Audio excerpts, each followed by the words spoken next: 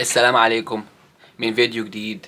خليني اشكركم بجد على 400 على ما اظن 47 سبسكرايبرز على القناة. شكرا بجد.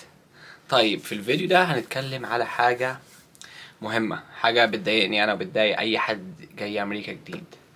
آم. خليك معايا مركز ماشي. انا بقولكش امريكا وحشة، امريكا بالنسبة لي انا بقالي هنا 16 سنة زي ما كنا قلت كذا مرة يعني. آم. بلد الفرص، بلد فيها كل حاجة انت ينفع تعملها، فاهمني؟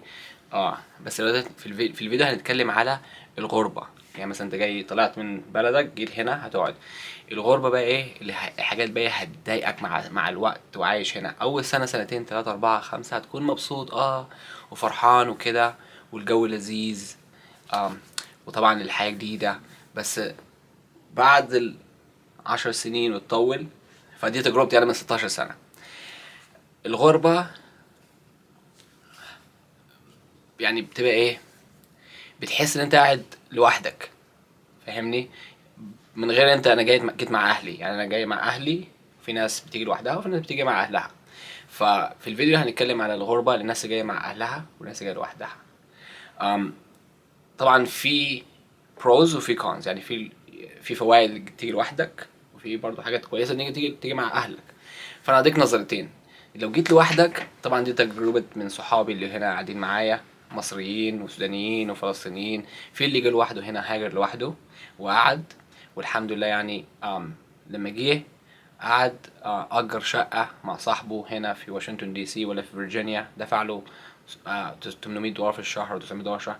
فلما تكون لوحدك الموضوع بيبقى اسهل شويه، صح؟ يعني انت بتفكر في نفسك، هتاكل ايه النهارده، مش هتقعد تفكر في مين هياكل، اهلك واخوك وكده، صح؟ فدي الحاجه اللي لو انت جاي لوحدك يعني تقعد هنا، اه ممكن هتبقى كويسه. بس ايه، ما عندكش حد، هتكون قاعد لوحدك. عندك صحابك. طب صحابك كلهم شغالين، يعني هنا كنا الناس كلها بتشتغل، اي حد بيشتغل. يعني دلوقتي بص، الفيديوهات بتاعتي كلها على فكره، انتوا لو رحتوا على اليوتيوب وشفتوا الفيديوهات بتاعتي كلها متصوره جوه الشغل، لان ما عنديش وقت اصلا اطلع بره. فلما اليوم اللي بطلع بره بصور لكم فيديوهات بره زي اللي عملتها في واشنطن دي سي. فدي المشكله، كله بيجي هنا بيشتغل. وحتى لو انت في يوم عملت ضربت في الشغل وقلت لهم انا تعبان وبتاع، طبعا انا بكلمك من تجربتي انا. فانا مرات انا بتصل بالشرطه اللي هو انا مش تعبان ومش عايز اجي الشغل النهارده، بكون مش عيان نفسيا، يعني بكون بس زهقان مش عاوز اروح الشغل، فاهمني؟ يعني حاجه كده بتضايقك، لان انت حياتك في امريكا شغل وبيت، شغل وبيت. فايه حاجه لازم تعملها لما تيجي البلد دي، او انت عايش هنا، ان انت اعمل بروجرامز. يعني حاول ان كل سنه خد لك اجازه اسبوعين ثلاثه عشان تريح دماغك، فاهمني؟ حتى هنا في امريكا عندهم بيقول لك mental health day، يعني بيدوك اجازه يوم يومين عشان تريح مخك فيه، لان الناس كلها شغاله شغاله شغاله شغاله شغاله. امريكا، اوروبا وامريكا وبتاع، انا من نظريتي امريكا احنا احسن. يعني امريكا بتدخل فلوس، عندهم فلوس، انت هنا معلم. دي نظريتي انا. طيب ده لو جيت لوحدك. لو دلوقتي جيت مع اهلك الموضوع هيختلف شويه. لو انت جيت لو جيت لوحدك هتقعد، ما احنا قلنا هتقعد مع صاحبك، هتشوف لك واحد تقعد معاه، هتدفع ايجار بسيط، هتاكل نفسك لوحدك، فاهمني؟ تتعود الموضوع، وبعدين ممكن تجيب اهلك. طيب نمبر 2 اللي هي بقى انت جيت مع اهلك. لما تيجي مع اهلك جديد زي كده تجربتي، خلي بالك ان انت يعني لازم كل العيلة تشتغل، فاهمني؟ عشان ايه؟ تبقوا successful وتبقى عندكم الحمد لله يعني اساس في البلد. يعني مثلا انت جاي اخواتك وامك وابوك وكلكم تشتغلوا، طبعا كل ما يكون الدخل اعلى وكلكم مع بعض ايد واحدة، هيبقى الانكم بتاعك عالي، صح ولا لا؟ وهتساعدك في البلد كده. بس ايه انا بشوف في ناس مساكين ما يعني عائلتهم تعبانين شوية، مثلا في زي افارقة بيجوا هنا برضو، يعني مش مفيش طموحات، حاجة زي كده. فبتلاقيه ايه، هو واهله بقى ايه قعدوا هنا وعايشين على الغلابة، يعني عايشين على الفود ستام والحاجات زي كده، المعونات. ومساكين ما عندهمش فلوس يرجعوا بلدهم، يعني حتى زيارة يرجعوا ما عندهمش فلوس. يعني في ناس عرب هنا في المستشفى معايا غلابة ما عندهمش فلوس يرجعوا، لأن جم هنا واتزنقوا ولقوا نفسهم ايه، يعني كل ما يطلع فلوس بيتصرف، يعني ايجار، اكل وشرب. فاهمني؟ فما فيش فلوس، يعني حد يعني التذكرة من هنا لمصر هتكلفك 1200 دولار. 1200 دولار دي عايزك تعش. في ناس يعني في ناس ما عندهمش فلوس، ممكن تطلعها بعد شهر. فالشهر ده طبعا هو عنده ايجار وعنده اكل وعنده، فالموضوع هي طبعا صعب شويه، فاهمني؟ فانت لما تيجي عيله هنا، نصيحه مني، حاولوا كلكم تشتغلوا، خليكم ايد واحده متماسكين مع بعض، عشان لما تكونوا كلكم مع بعض، فاهمني؟ الغربه مش هتبقى موجودة، أو لأن هتكون معاك أمك وأبوك وأهلك وأخواتك. في الصيف هتقضيه مع بعض، في رمضان هتقضوه مع بعض، تطلعوا مع بعض، تتفسحوا. بتبقى إيه زي عيلة صغيرة مع بعض. بس لما تكون لوحدك كده بتبقى إيه زي المنبوذ كده، فاهمني؟ صح، بتبقى لوحدك خفيف، بتجري يمين وشمال، تشوف لك أشغال بسرعة وكده. تنقل من هنا لهنا أسرع، ينفع تنقل ولايات، فاهمني؟ دي برضو حاجة تانية. لو انت جيت لوحدك ينفع تجرب ولاية فيرجينيا، تروح ولاية كاليفورنيا، تروح تكساس، تروح اريزونا، اللي انت عايزه لو انت خفيف لوحدك. بس لما تيجي مع عيلة زي كده انا، هتبقى الموضوع صعب. ان انت ايه لما تيجي البلد ويحطوك هنا في الحتة الفلانية، هياخدك وقت عشان تتأقلم على المنطقة يعني، والعيشة والانجليزي. هياخدك وقت، هتقعد 5 6 سنين. بعد 5 سنين هتلاقي نفسك قلت ايه، ما انا خلاص اتعودت على الولايه دي. ودي الحقيقه، كلنا بنقول نفس الكلام ده، اتعودت على الولايه دي، فانا هقعد فيها. وده اللي حصل معانا احنا، وبيحصل مع ناس كتير. اي عوائل بيجوا مع بعض. العائله صعب ان انت تاخد عيله كامله ب5 6 انفار تنقلهم بعد سنه لولايه تانية، فاهمني؟ الموضوع بيبقى صعب، لان انت لازم تشوف بيت، والبيت لازم يكون فيه كم نفر هيسكن فيه، وكل واحد لازم يكون عنده الشغل عشان يقدر يدفع البتاع ده. فلما تكون واحد لنفسك بتبقى الموضوع اسرع. في الغربه بجد صعبة للناس اللي ما عندهمش أهل هنا. أنا الحمد لله يعني معايا أهلي هنا، فبنقضي رمضان مع بعض والعيد مع بعض، وطبعا في صحاب برضو عوائل، فيعني بنتجمع مع بعضينا. ففي الفيديو ده أنا عايزك لما تيجي هنا،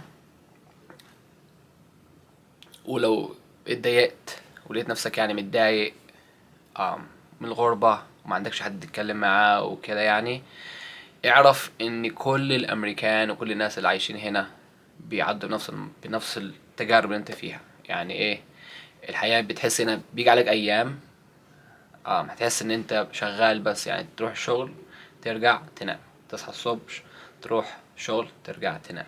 فده يعني اللي بيحصل. هو ما عندكش غير السبت والحد اجازة، فده سبت انا بس، السبت والحد اجازة ما بشتغلش. فدي الحاجات بجد رخمة في أمريكا. يعني ما عندهمش حياة هنا ما فيش حياة، هنا في شغل. يعني أوروبا عندهم حياة تنبسط، مصر عندنا حياة ما فيش فلوس وحاجات زي دي كده. وفي العرب هناك في حاجات، هنا في فلوس بس ما فيش حياة. يعني ايه حياتك كلها يعني حياتهم هنا شغل.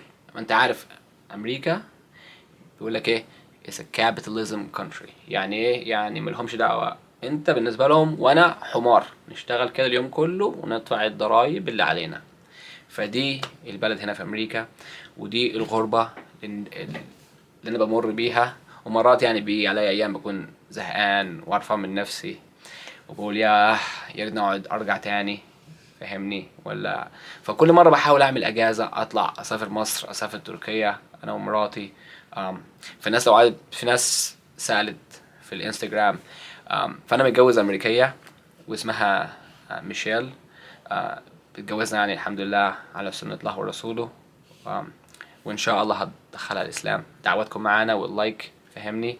وان شاء الله كده هي بتحبش تكون في الكاميرات يعني في الفيديوهات عشان بتتكسف زي كده. انا لسه بادئ الموضوع ده جديد، فادونا شويه شويه وان شاء الله هبوريكم ميشيل تخش معانا في فيديو كده ان شاء الله وتسلم عليكم مره. طيب فدي القصه بتاعت المغامرات هنا. ان شاء الله الفيلم ده الفيديو يكون موتيفيشن ليك انت يعني. فالنصيحة في الاخر الفيديو ده هتكون ايه؟ ان انت لما تيجي هنا حاول ان انت تصلي وخلي اصحابك كويسين. يعني حاول تصاحب بيه ناس كويسة. اعمل بروجرام، اعمل كل سنة اعمل لك بروجرام ان انت هتروح ولاية تانية اجازة. خد لك اجازة، اهم حاجة الاجازة يا جدعان. انت لما تيجي البلد هتشتغل. انا لما جيت كنت شغال زي الحمار، كل يوم جري جري جري جري جري، اشتغل واعمل فلوس.